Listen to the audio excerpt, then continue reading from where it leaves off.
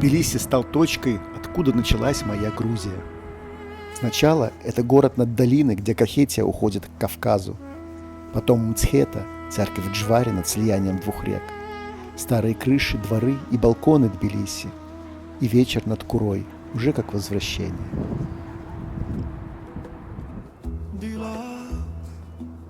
С высоты Тбилиси сразу раскрывается, как город на рельефе. Он тянется вдоль Куры, поднимается на холмы и упирается взглядом в горы на горизонте. Среди главных силуэтов Самеба, собор Святой Троицы.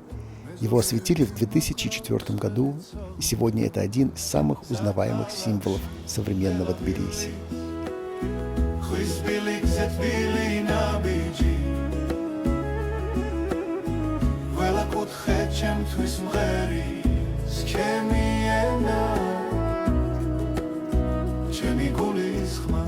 Ближе к центру появляется площадь Свободы со стеллой Святого Георгия.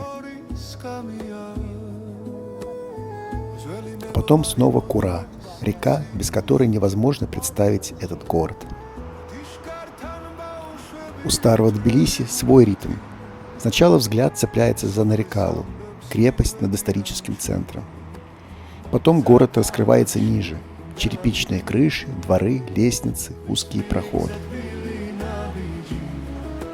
Тбилиси не нужно рассматривать слишком правильно.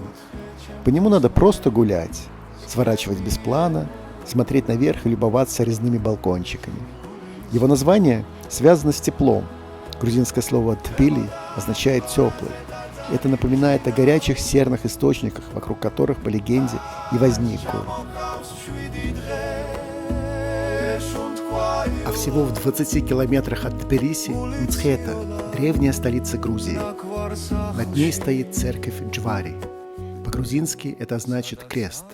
По преданию, именно здесь святая Нино поставила крест, связанный с обращением Грузии в христианство. Отсюда видны Кура и Арагви, те самые реки, с которых начинается Лермонтовский Мцири. И вдруг школьные строки становятся настоящим пейзажем. А внизу, в Мцхете, находится церковь Святицхавели, одна из главных святынь Грузии. Нынешний собор построен в XI веке на месте более ранних церквей.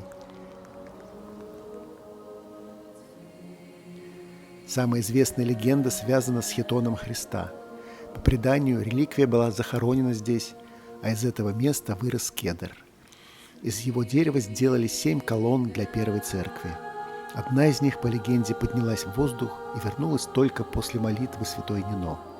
Отсюда и название Святицхавели – животворящий столб.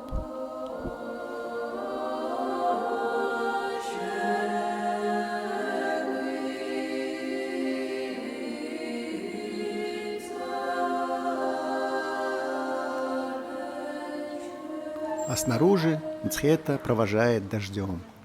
Мокрый камень, низкое небо, тихие улицы. И древний город становится еще выразительнее.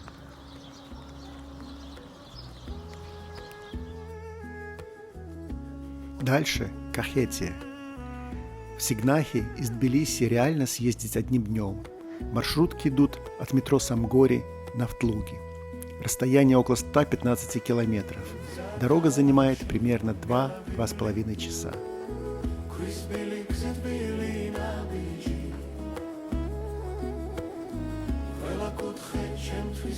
Сигнахи стоит над Алазанской долиной.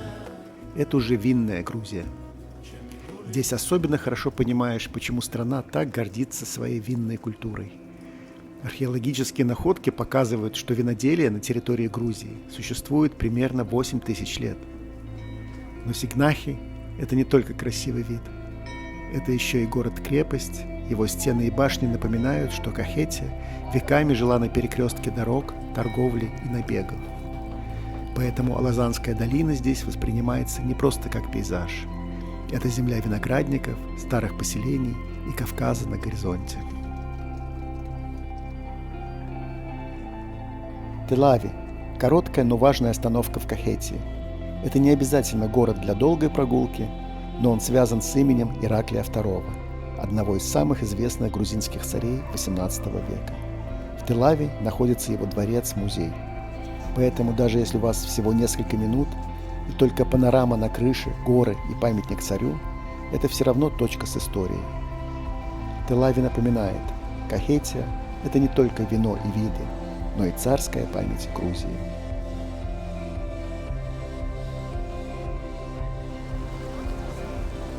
Вечером дорога возвращает нас снова в Тбилиси. После Мцхеты, Цвисицхавели, Кахетии и Сигнахи город воспринимается уже шире. За 4 дня здесь можно увидеть не только столицу, но и несколько главных линий Грузии – древние святыни, винную долину, крепости, горы и город, который особенно красиво загорается над Курой.